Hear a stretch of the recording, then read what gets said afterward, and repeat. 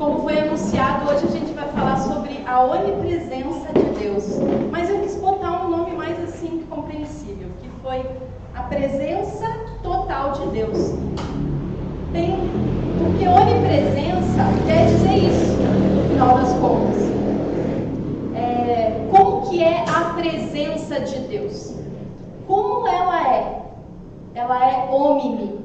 Homine é um prefixo em latim que significa tudo, inteiro, totalmente. Então, onipresença significa presença total. Ele tem uma presença plena. Isso é parte de quem ele é.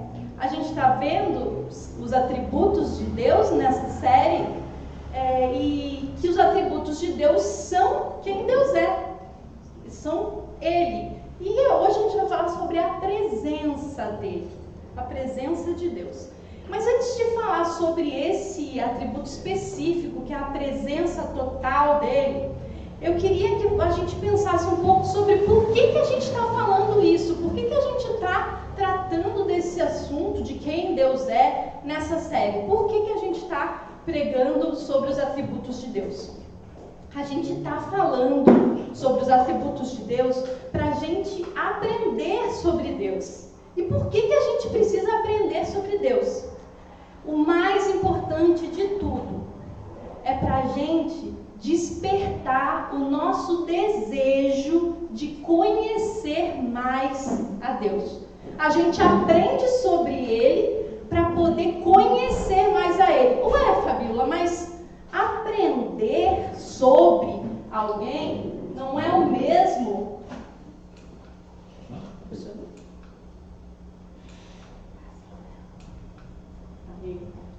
Aprender sobre alguém não é o mesmo que conhecer alguém? Será que é a mesma coisa? Conhecer a Deus é a mesma coisa que aprender sobre Deus? Não, não é a mesma coisa. Tem uma ligeira diferença que pode parecer ligeira, mas é enorme. Primeiro, aprender sobre deve despertar em nós a vontade de conhecer mais. Segunda, conhecer a Ele. Pode pegar um pouquinho para mim? Conhecer a Ele é mais profundo do que só saber coisas sobre Deus. E eu quero mostrar isso para vocês com um quiz especial, prático. Vocês sabem quem é essa pessoa?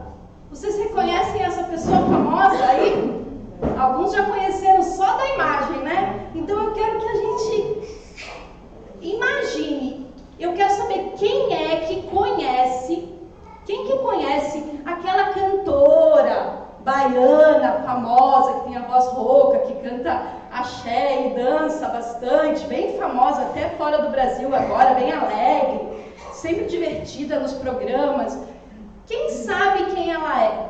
Quem conhece a Ivete Sangalo? Levanta a mão, por favor. Levanta bem alto que eu quero. Quem conhece? Ah, tá. Mas a gente vai fazer um quiz agora de qual o nível de conhecimento que vocês têm dela, tá bom? Primeiro nível de conhecimento. Eu não conheço, ou talvez eu já tenha ouvido falar. Quem está nesse nível de conhecimento da Ivete Sangalo? Eu nunca tinha ouvido falar, ou assim, talvez eu já tenha ouvido. Não, né? Segundo. Eu sei quem ela é. Só isso, sei quem ela é. Ali. Terceiro nível. Eu conheço algumas músicas e sei alguma coisa da vida dela. Quem tá nessa? Acho que eu tô nessa aí. Né? O quarto nível. Não, eu acompanho, eu sigo ela no Instagram, no Twitter, e eu acompanho a carreira dela, eu sei quando ela tá lançando coisa nova, quando ela tá fazendo show. Quem tá nesse nível? O outro nível, eu sou um mega fã dela, eu sei tudo dela, eu sei o que ela gosta de comer, eu sei o nome do filho dela, eu sei a data de aniversário dela. Sabe que tem gente que é fã assim, né? Vocês sabem, né? Tem muita gente que é fã, que segue a carreira de um artista, gosta muito e lê a biografia e sabe dizer muito sobre ele. Mas, apesar, né, de nunca ter encontrado com a pessoa, com o ídolo. mas sabem muito. É um nível. O 6º nível, eu realmente conheço a Ivete Sangalo e sou do seu círculo pessoal, eu tenho acesso a ela. Se eu quiser mandar um WhatsApp ou marcar uma entrevista, tenho acesso profissional ou pessoal a ela, de amizade. Alguém aqui? Não, né? Mas ainda tem mais um nível, tá? Claro que eu conheço, eu sou da família, ela é minha mãe, ela é minha irmã, minha esposa, minha filha. É um conhecimento super exclusivo, certo? Aqui não tem ninguém também, com certeza. Nós temos todos esses graus de conhecimento, esses níveis de conhecimento de uma pessoa, que é uma pessoa famosa como a Ivete Sangalo. E agora que a gente fez esse quiz dela, eu quero que vocês entendam que existe esse mesmo grau, esses mesmos níveis de conhecimento de Deus. Qual é o seu nível de conhecimento de Deus? Não conheço, mas talvez já ouvi falar. Pensa bem, não precisa levantar a mão, mas olha no seu coração. Eu sei quem Deus é. Conheço algumas músicas, cantando, né? E sei algo da vida de Jesus, sei algo da vida da história. Não, eu sigo a sua carreira, conheço, já li, sei, acompanho o que está acontecendo aí com a igreja no mundo, eu sigo a carreira de Jesus. Eu sou um mega fã, já li a Bíblia de capa a capa, mas nunca me encontrei com Deus. Não conheço pessoalmente, não tenho intimidade, não sei nem como chegar lá para conhecer. Não, eu realmente conheço, eu sou do seu círculo íntimo. Se eu quiser ter acesso, eu tenho o WhatsApp de Deus. Se eu quiser falar com Ele, eu posso chegar lá. Ou claro, eu sou filho, eu sou filha, Ele é meu irmão mais velho, Jesus é meu irmão mais velho. A gente convive na mesma casa, a gente anda junto. Qual é o seu grau, o seu nível de conhecimento de Deus? Talvez até já foi mais e agora está menos. Talvez já foi menos e agora você sente que isso aprofundou. Mas é importante a gente ter clareza se a gente não está sendo apenas um religioso, um mega fã, que fala sobre, parece que conhece, mas não tem intimidade, não conhece, não experimenta a presença de Deus na nossa vida.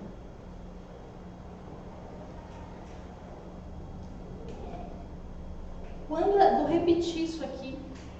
Quando a gente aprende sobre Jesus, quando a gente aprende sobre Deus, a ideia, gente, de ensinar isso aqui é despertar vocês por o quão maravilhoso Ele é, para que vocês queiram realmente se aprofundar no conhecimento de Deus, conhecer Ele pessoalmente, e não ficar só nos livros. A gente pode conhecer muito, a gente pode ser um teólogo e que não conhece de verdade, não tem intimidade com Deus.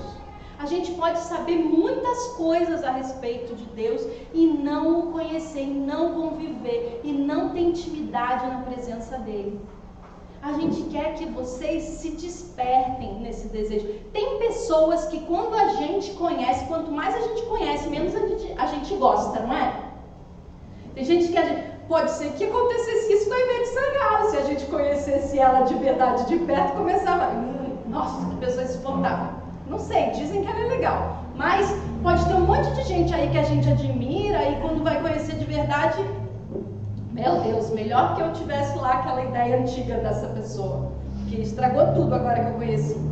Mas Deus não é assim. Jesus é maravilhoso. Jesus é a melhor companhia do mundo. Ele é tudo que o nosso coração anseia. A gente sabe, mas a gente já experimentou? A gente fala aqui da frente para vocês, a gente fala sobre os atributos de Deus com a intenção de que vocês queiram conhecer mais, que em casa vocês se despertem para buscar mais, e conhecer, passando tempo na presença de Deus, seja com a palavra, seja em oração, para que vocês experimentem a presença de Deus de verdade, e não só conhecimento, não só aprendizado, mas realmente experiência. Eu posso aprender sobre Deus de várias formas. A gente tem feito tudo isso, eu acredito que vocês estão aqui, a gente canta, a gente lê, a gente talvez até leia, mas tem muitos jeitos de ler a Bíblia. Tem um jeito de ler a Bíblia que, se você vai aí numa faculdade de história, eles conhecem a Bíblia, eles leem a Bíblia, mas não creem. É apenas um livro histórico, um registro histórico. A Bíblia diz que o diabo conhece a Bíblia. Conhece mais do que muitos de nós. E mesmo assim ele não crê, não teme, não ama a Jesus. Então tem um jeito de ler que é só também conhecimento, só aprendizado, só decoreba. Mas tem um jeito de aprender que você se aprofunda no relacionamento com Deus. Conhecer de verdade a Deus, aqui eu coloquei uma simples definição, é conhecer o coração de Jesus pela convivência, como um amigo íntimo. Gente, o que isso tem a ver com presença, com onipresença? Tudo! Porque a gente só tem esse acesso de poder conhecer dessa forma intimamente a Deus. A gente só tem esse acesso porque a presença dele está perto de nós.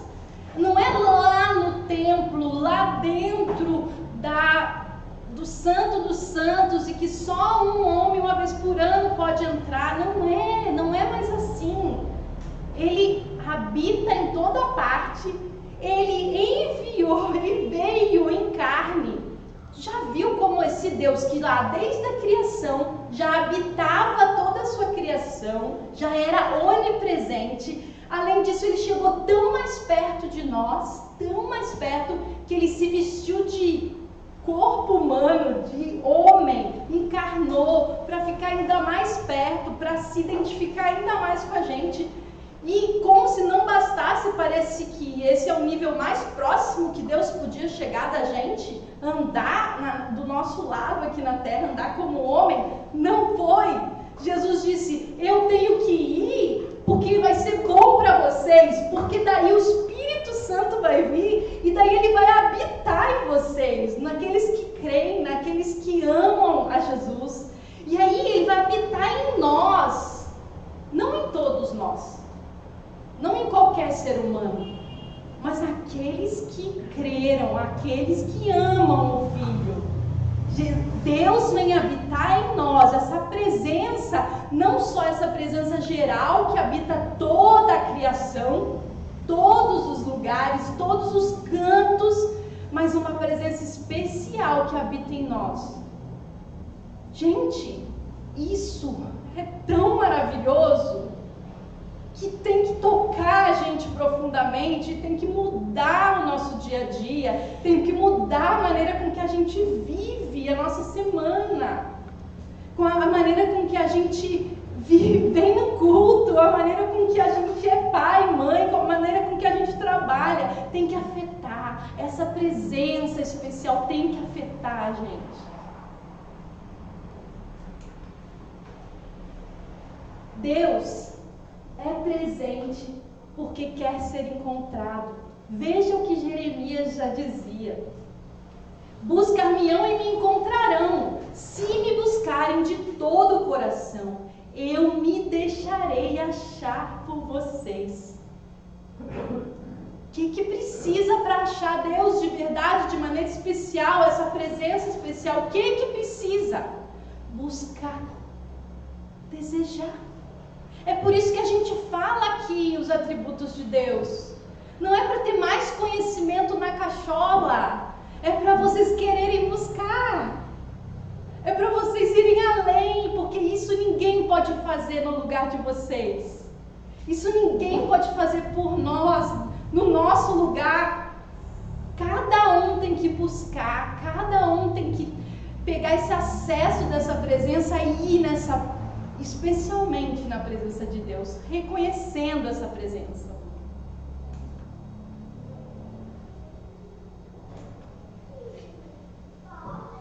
Eu peguei o Salmo 139, Salmo de Davi, para vocês terem uma noção um pouco maior dessa onipresença, dessa presença total. Vamos ler juntos. A partir do 7. É impossível escapar do teu espírito. Não há como fugir da tua presença. Se eu subo aos céus, lá estás. Se eu desço ao mundo dos mortos, lá estás também. Se eu tomar as asas do amanhecer, se habitar do outro lado do oceano, mesmo ali tua mão me guiará e tua força me sustentará. Eu poderia pedir à escuridão que me escondesse e à luz ao meu redor que se tornasse noite, mas nem mesmo na escuridão posso me esconder de ti. Para ti, a noite é tão clara como o dia, escuridão e luz são a mesma coisa. Tu formaste o meu interior e me teceste no ventre de minha mãe. Eu te agradeço por me teres feito de modo tão extraordinário. Tuas obras são maravilhosas e disso eu sei muito bem. Tu me observavas quando eu estava sendo formado em segredo, enquanto eu era tecido na escuridão, lá no ventre da mãe. Gente, a visão de Deus, a presença de Deus é total. Ela permeia tudo, o acesso a Deus não é barrado em lugar nenhum desta terra, deste universo e fora dele. Deus permeia tudo. É como se, sabe aquela visão de acesso total com o espaço? Seja no espaço, pensa no macro e pensa no micro, lá dentro das suas células. Toda parte a presença de Deus enxerga. Ele está. É como se fosse uma mistura de raio-x, né? Que enxerga os ossos assim, a visão do Superman através de nós enxerga. É a visão microscópica, né? Quando você pega o microscópio, você consegue ver um monte de coisa que a gente não vê a olho nu. Os menorzinhos espaços Deus vê ao mesmo tempo, e pegasse um telescópio, o Hubble, e visse lá galáxias à frente. Na verdade é maior que o Hubble, porque ele vê todas as galáxias ao mesmo tempo. Ele tem essa visão total, completa. E não só uma visão de longe, sabe? Porque daí a gente pega um binóculo e enxerga lá de longe, né? Não, ele está lá. Ele está aqui, ele está aqui, ele está lá, ele está em toda parte. Ele permeia tudo. Isso aí a gente chama de imanência, mas a gente vai falar mais sobre isso, explicar um pouco melhor. Ele é Deus de perto e Deus de longe. A gente vê em Jeremias 23, Deus dizendo, Deus perguntando, acaso sou Deus apenas de perto, diz o Senhor? Não sou Deus também de longe? Pode alguém se esconder de mim onde eu não veja?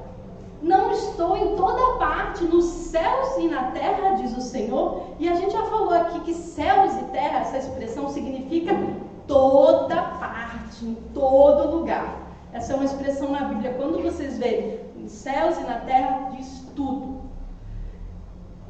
Nesse trecho, nesse texto, os profetas falsos estão pregando coisas boas para o povo de Israel, né? E o Jeremias está dizendo, não, Deus é Deus de perto, mas é Deus de longe também. É isso que Deus está dizendo.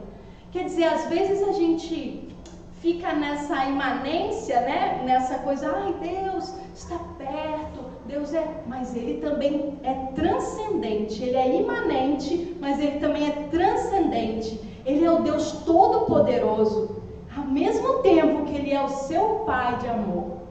O Pai daqueles que creem em Jesus, porque a gente sabe que não é todo mundo que é filho de Deus. A Bíblia diz que os filhos são aqueles que creram no seu nome, no nome do Filho.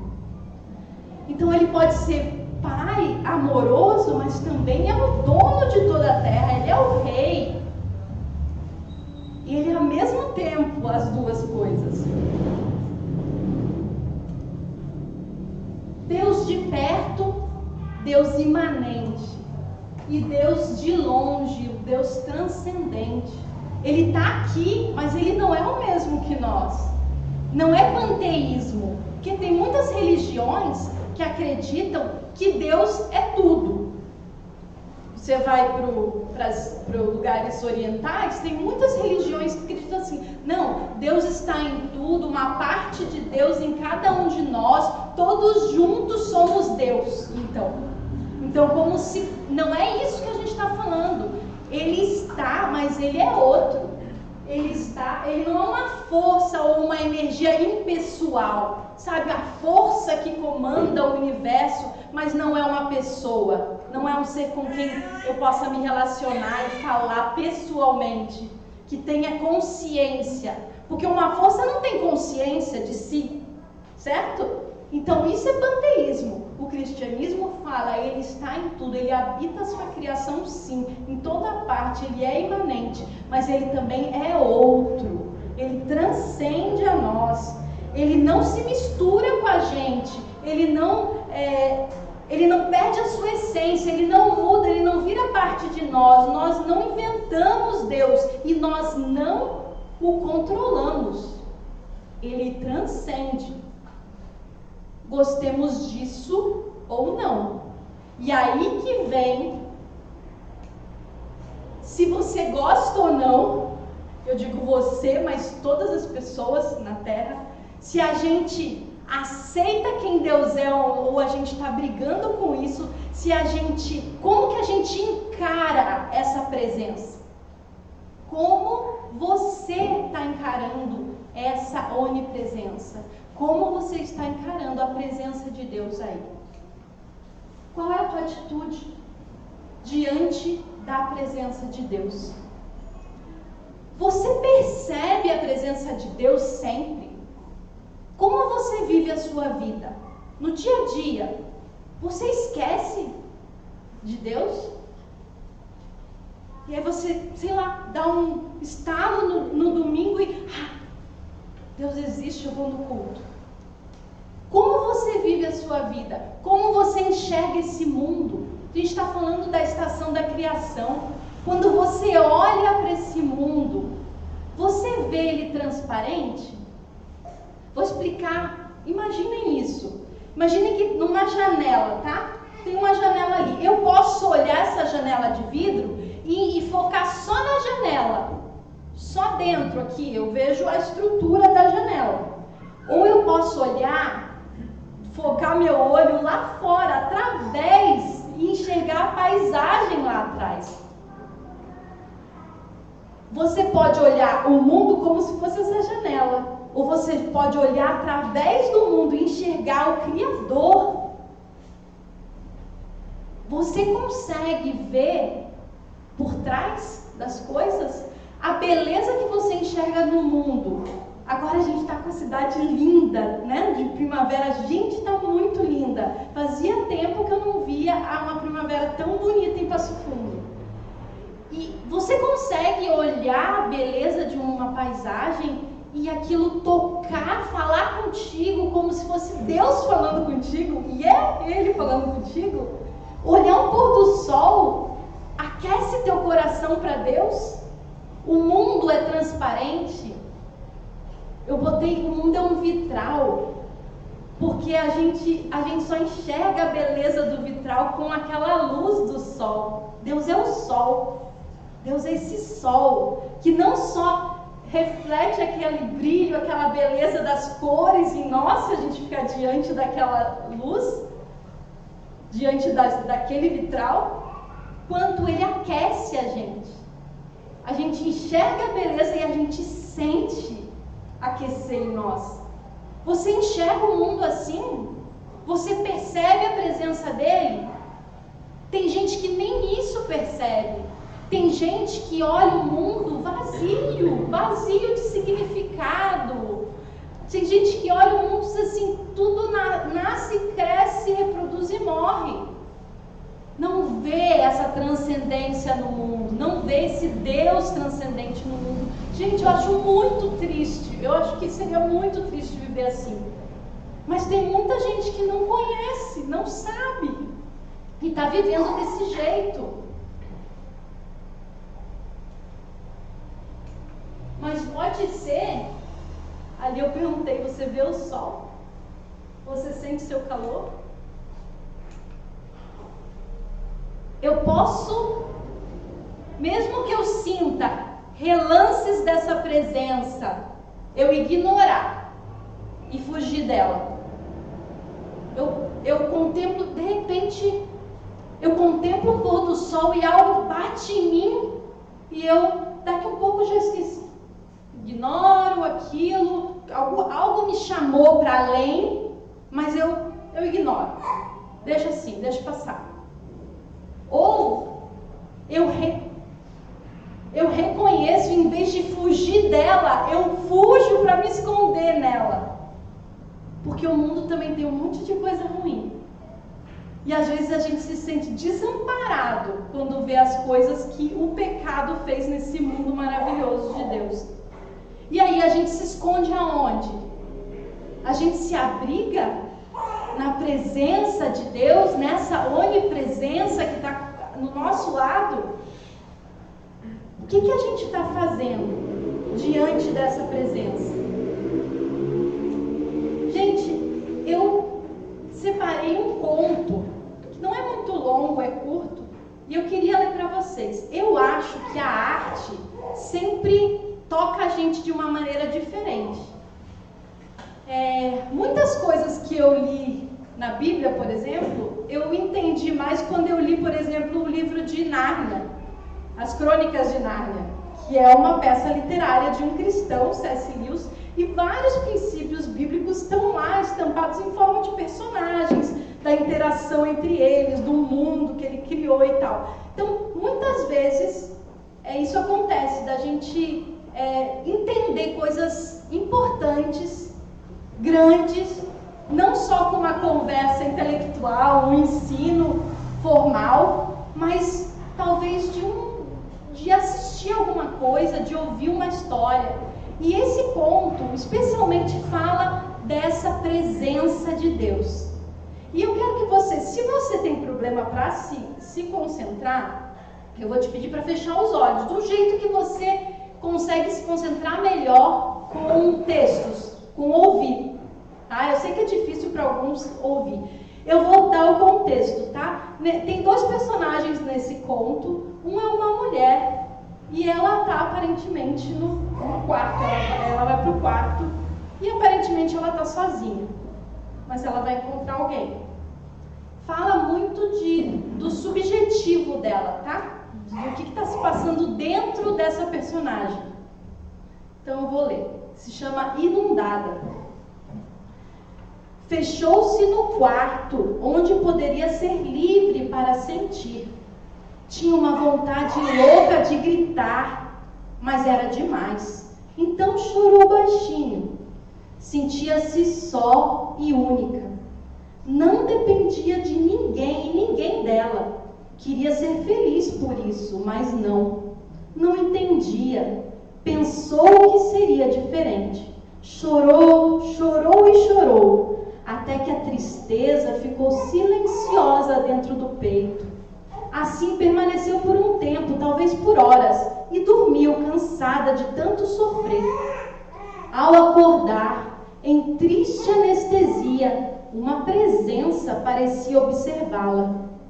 Olhou ao redor e nada viu, mas estava ali, silenciosa, e fitava. Teve medo. Tentou manter-se imóvel. Será? Talvez fosse só imaginação, então procurou afastar a ideia e distrair-se. Mas quando procurou, ainda estava lá. Parecia inevitável. Decidiu então encará-la, quem quer que fosse. Era dona de si, sabia se defender. Foi aí que ela soube. Aquele outro sabia de tudo, conhecia-a por inteiro, esquadrinhava cada canto de seu ser. Sentiu vergonha, queria se esconder, mas onde? Não havia lugar seguro daquele olhar. Uma revolta começou a emergir de seu interior, uma indignação pela falta de privacidade, pela ausência de um lugar só seu. Suas máscaras, tão bem elaboradas, não valiam nada diante daquela presença. Não era justo. Sua vida toda lutou para não ser de ninguém. E agora? Quem você pensa que é? Bradou indignada. Mas a única resposta que obteve foi a perseverança daquele terrível olhar. Ah, você sabe de tudo? Vai ficar aí parado? E onde esteve quando precisei? Acha que pode aparecer assim depois de tanto tempo? Eu te odeio, não acredito em você. E em fúria gritou alto e forte como desejara há tanto tempo. E caiu novamente em prantos. Eram lágrimas de raiva e indignação. E a presença não desistia, postada lá a esperar sei lá o quê. Aos poucos, porém, seu choro transformava-se. Estava cansada de resistir. Começou a sentir pena de si. E o choro tornou-se luto. Sentia que estava prestes a morrer. Estava no seu limite, quase a entregar-se. Antes, decidiu encarar nos olhos de seu algoz. E foi então que viu o que nunca havia visto antes. Por mais que buscasse e ansiasse por aquilo, nada era comparável. Ela viu amor, profundo e paciente, verdadeiro e eterno, que cobria toda a sua vergonha, e medo, e raiva, e tudo.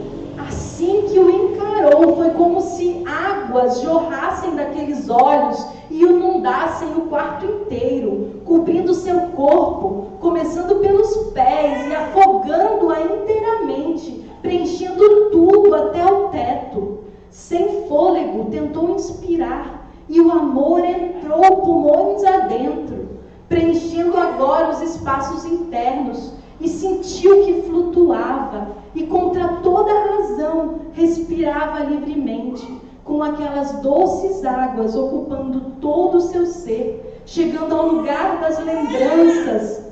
Reviveu episódios dolorosos, mas dessa vez a presença mostrava-se em cada um deles. Era um ponto de vista novo, no qual ela percebia nuances ignoradas anteriormente.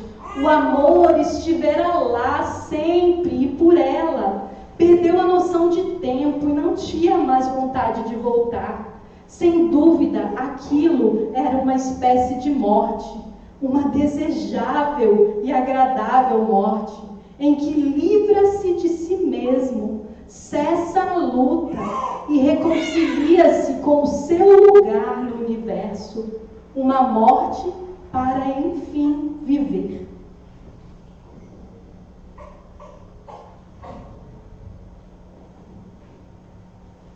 O convite da presença, às vezes, bate como algo ruim para quem quer viver correndo, para quem quer viver fugindo. Mas o que essa presença quer é nos amar, é amizade, é intimidade.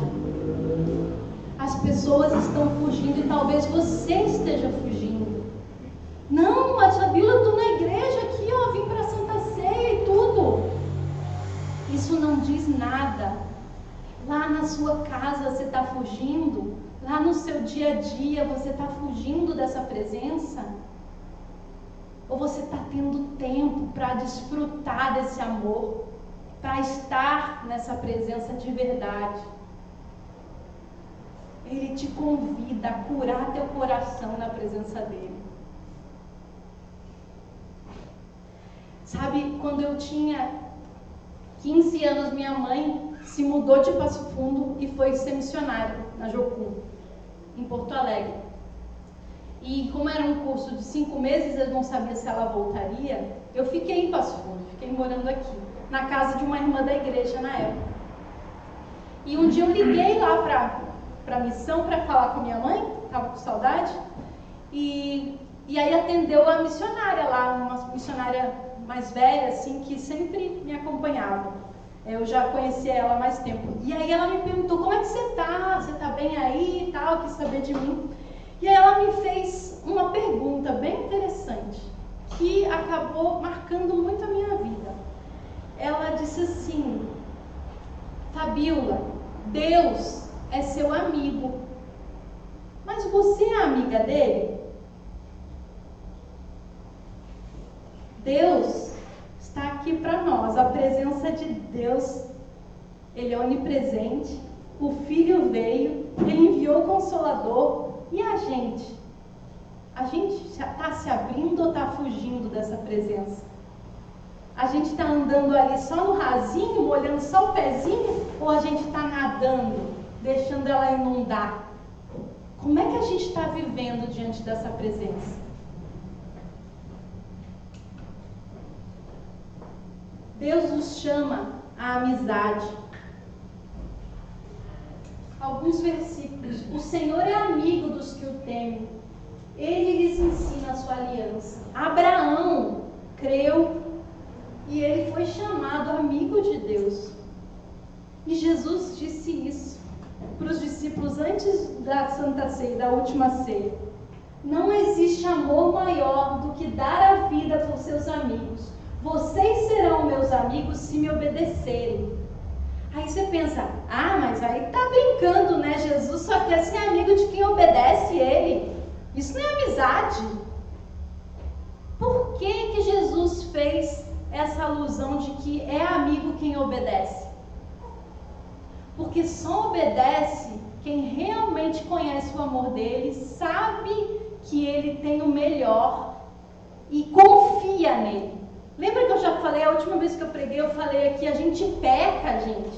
A gente desobedece a Deus, a gente reluta com os mandamentos da palavra de Deus, porque a gente não confia que é o melhor pra gente. A gente acha que as nossas escolhas vão ser melhores. A gente fica com medo de obedecer, a gente tem medo que Deus vai fazer alguma coisa de mal para nós, que se a gente fizer o que Ele quer vai ser ruim. É melhor eu me garantir e fazer o que eu quero. É melhor eu me garantir que vai dar certo. Gente, que ignorância nossa. A gente sabe o que vai dar certo mais do que Deus, que nos ama desse tamanho, de ter vindo morrer por nós. Se Ele diz não, acredita, confia, é o melhor para você. Por mais difícil que seja. Se Ele diz sim, encara com coragem, porque é o melhor para você. Confia no amor dele, confia nas escolhas desse amigo. Deixa Ele escolher no teu lugar. Seja esse amigo.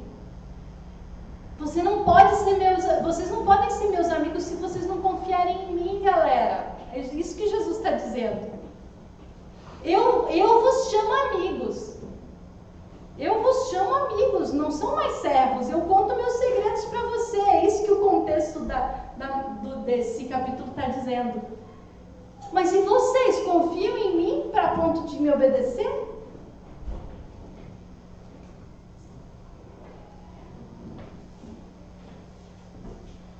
Gente, de ontem para hoje eu li um livro muito interessante que fala sobre praticar a presença de Deus. A prática da presença de Deus. Será que tem um jeito da gente se habituar a sempre pensar que essa presença está com a gente? Alguém já fez isso lá no século XVII. A gente não precisa inventar nada. Como praticar a presença de Deus? Foi um monge, claro que ele não nasceu monge, né? Um rapaz chamado Nicolas, que depois ficou conhecido pelo nome que ele recebeu dentro do monastério, que foi Irmão Laurens. Um monge que viveu e morreu sem ser conhecido. E só bem recentemente foi descoberto um livro que um outro monge que gostava muito dele, que gostava de conversar com ele, compilou várias cartas que esse irmão Laurence escreveu, ou várias conversas que os dois tiveram e ele escreveu. Esse monge olha a história dele, com 18 anos, ele olhou uma árvore seca no inverno e Deus falou com ele através daquela árvore. Não foi nada extraordinário, foi a criação falando com ele, foi a presença de Deus falando através da criação. Ele viu aquela árvore seca e ele disse: essa árvore está seca, mas com certeza ela vai florir na primavera. Ela já vai florir de novo, ela vai ficar verdinha e florida daqui um pouco. E aí Deus falou com ele: isso é a tua vida, você está seco agora, mas eu quero te fazer florir, eu quero trazer uma primavera na sua vida. Aí, como ele era muito pobre, ele teve que ir servir o exército, porque naquela época, para comer, ele precisava, para ter comida durante o dia, ele precisava servir. E aí, mais 6 anos, ele serviu, teve um ferimento de guerra e acabou ficando inválido para a batalha, e aí ele conseguiu fazer o que ele queria. Ele foi ser monge. Aos 23 anos, ele entrou no monastério. E a maioria dessas cartas dele, ele já estava com 80 anos, tinha passado da vida. O trabalho que ele fez a maior parte da vida foi ser o cozinheiro dos outros monges. Ele cozinhava. Isso que ele fazia. Nada especial, nada extraordinário. Ele passou a vida inteira, quase nunca ele saiu de dentro daquele monastério. Passou quase a vida inteira. Às vezes ele tinha que sair, fazer uma viagem ou outra para comprar os alimentos, né? Fazer o rancho, digamos assim, para o monastério. Ele nem gostava muito de sair. Em algumas cartas ele disse que não gostava muito. Mas o que tinha de especial? Ele foi um cara que todo mundo queria estar perto. Todo mundo queria saber como que ele era, tinha tanta paz. Como que ele fazia para ter aquela comunhão com Deus que ele tinha. E aí ele, às vezes a contragosto, escrevia uma carta respondendo a alguém. Ele disse assim: eu só descobri que eu posso estar com Deus 24 horas por dia. Que eu posso desfrutar da presença de Deus lá na cozinha, fazendo a comida para todo mundo, virando a fritura, fazendo pão. Eu falo com Deus o tempo inteiro. Aí quando eu paro e vou fazer a minha hora de oração, que daí todos os monges tinham esse momento de oração, aquela oração lá é apenas um continuar da conversa. Quase sempre estou eu e Deus, só eu e Deus. E eu desfruto dessa presença. E eu me deleito na presença de Deus. Quando eu sinto dor, eu penso: bom, Deus me deu tudo de bom, aquela satisfação ontem, essa dor também veio dele, então eu louvo. Então era um cara assim, ó, ele foi tão extraordinário que as pessoas paravam para conversar com ele e anotavam as conversas depois, dos conselhos que ele dava e tal, e isso depois que virou o livro. Mas ele morreu lá, velhinho, sem ninguém ter conhecido ele, e agora que a gente conhece. Algumas frases dele para inspirar você na sua busca diária dessa presença, de praticar. Que todo o nosso trabalho seja conhecer a Deus. Quanto mais o conhecemos, mais desejamos conhecê-lo. E quanto mais extenso for o nosso conhecimento, maior será o nosso amor. Aquilo que a gente estava falando no início. Saber diferente de conhecer, a gente se aprofundar nesse conhecimento, amar mais. Se soubéssemos o quanto Ele nos ama, deveríamos estar sempre prontos para receber o que vier de suas mãos.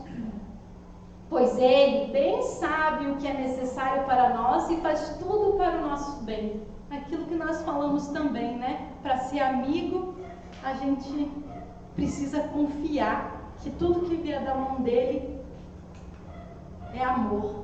Lembre-se, esse é um conselho lhe dando, lembre-se de pensar sempre em Deus, dia e noite, nos seus negócios e até em suas diversões. Ele está sempre perto e com você. Não o deixe sozinho. Você pensaria que que seria rude deixar de lado um amigo que veio lhe visitar. Por que Deus deve ser negligenciado? Não o esqueça, mas pense nele com frequência, adore-o continuamente, viva e morra com ele. Gente, isso é só um exercício, é um exercício. Ele fala algumas vezes que, às vezes, a mente dele divagava e ele estava ali, concentrado, só picando a batata. Mas aí ele pensava de novo, Deus está comigo. E ele voltava a falar com Deus. E com isso, no exercitar disso ao longo dos anos, ele nunca mais esquecia de Deus. Porque é um exercício mental, espiritual, emocional, e ele se sentia sempre acompanhado e sempre amado por causa disso. Então, o que eu quero deixar aqui hoje é um desafio para a gente. Igreja Fé e Vida. Uma proposta prática. Essa proposta de pensar na presença de Deus com você o máximo que você puder. Você vai esquecer algumas vezes, como o irmão Wallace disse, mas você deve voltar a pensar nele e praticar a oração. Essa oração simples, essa oração de caminhar junto, como se fosse um amigo que veio te visitar, ou que está ali, que está morando contigo, que está do teu lado o tempo inteiro, sem negligenciar. Eu estou com uma dificuldade, tem um pensamento que não para de incomodar e atrapalhar a tua oração, atrapalhar porque você tem que pensar naquilo, porque você tem que tomar aquela decisão.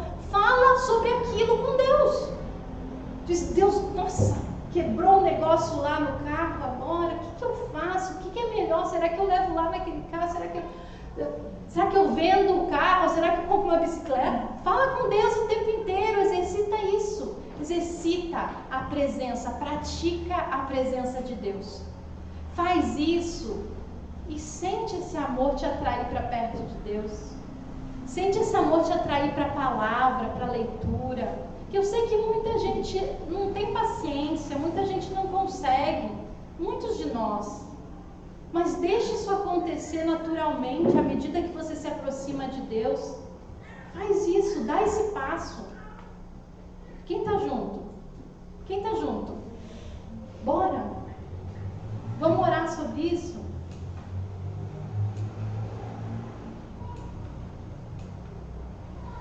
Então baixa a sua cabeça.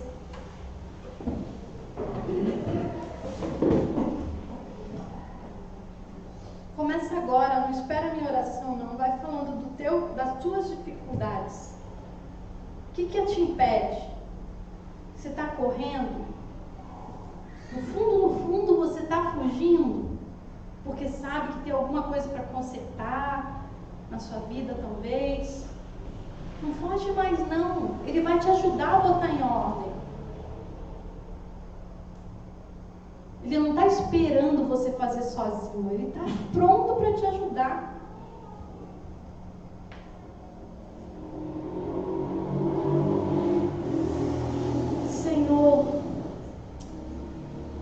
Eu te agradeço porque a tua presença é total.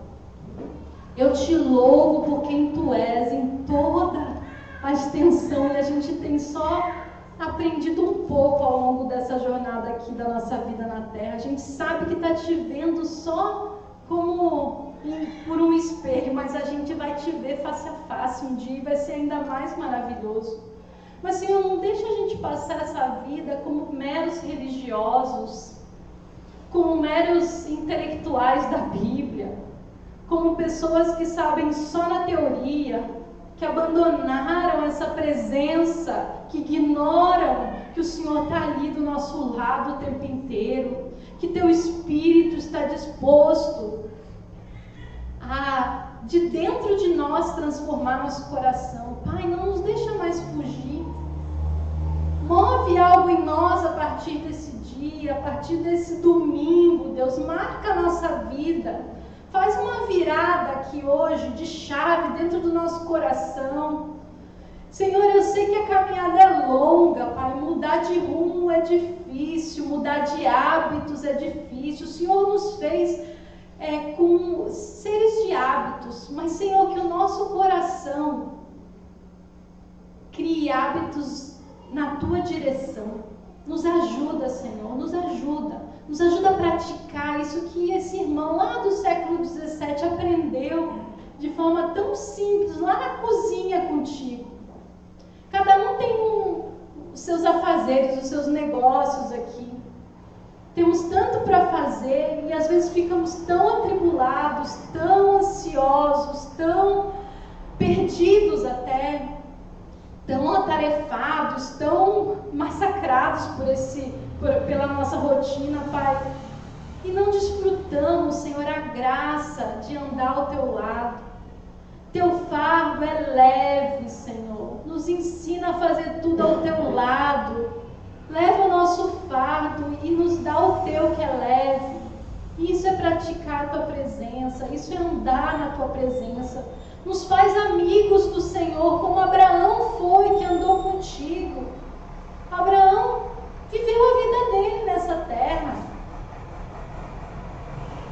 Ele andou, ele peregrinou. Nós estamos peregrinando também. Senhor, a diferença é que às vezes perdemos a noção de que o Senhor está aqui. Pai, faz diferença, faz ser diferente o nosso coração. Nos ajuda a praticar isso. Fizemos agora aqui um desejo de praticar. Que o Senhor nos sustente, Pai. Nos faz lembrar de Ti. Nos faz lembrar.